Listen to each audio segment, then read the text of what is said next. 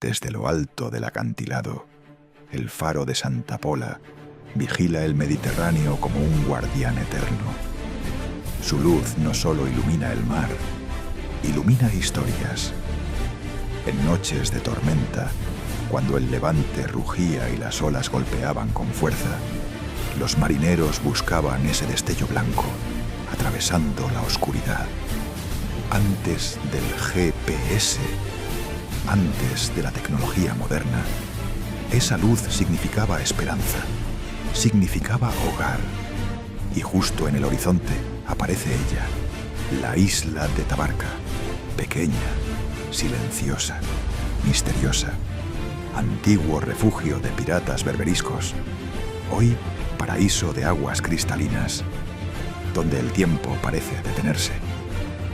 Faro y Tabarca, conectados por siglos de historias que el viento todavía susurra entre los acantilados.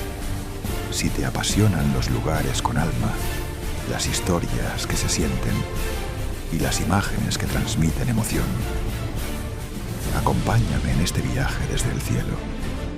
Sígueme para descubrir más rincones mágicos de nuestra tierra. Y ya sabéis, si me necesitáis, voy volando.